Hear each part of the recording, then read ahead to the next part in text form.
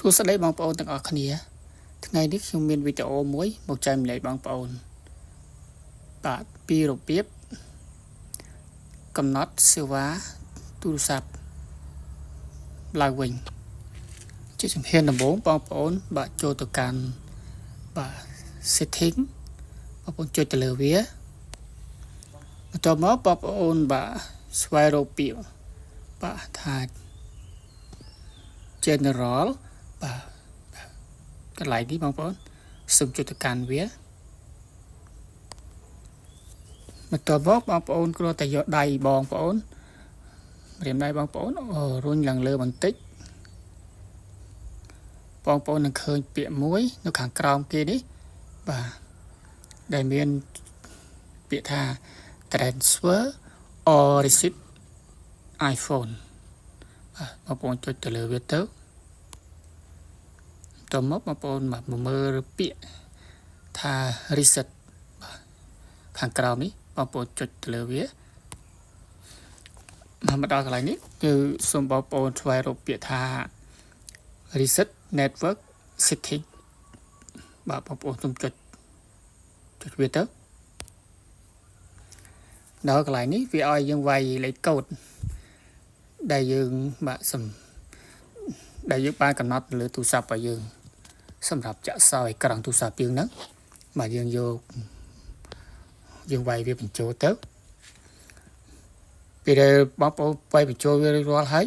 បាទវានឹង restart បាទ restart ទូរស័ព្ទយើងសារជាថ្មីនោះសេវាទូរស័ព្ទរបស់យើងនឹងត្រូវកំណត់ឡើងវិញបាទក៏សូមជម្រាបបងប្អូនដែរថាសម្រាប់ទូរស័ព្ទ iPhone គឺតំបន់ខ្លះដូចជាទូរស័ព្ទខ្ញុំបាទអញ្ចឹងបាទខ្ញុំនៅក្នុងតំបន់តែមិនសូវជាមានសេវាបាទគឺវាមានត្រឹម1កម្មឬក៏2កម្មទេបាទតែយើងអាចមើលវីដេអូយើងអាចមើលបណ្ដាញសង្គមផ្សេងៗបានបាទ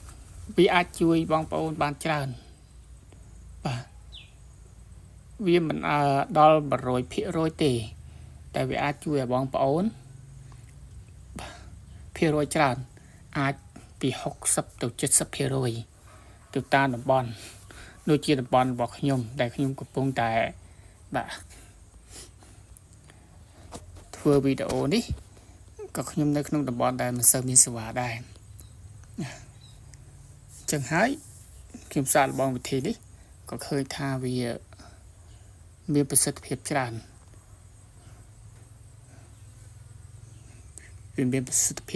ហើយក៏វាក៏មិន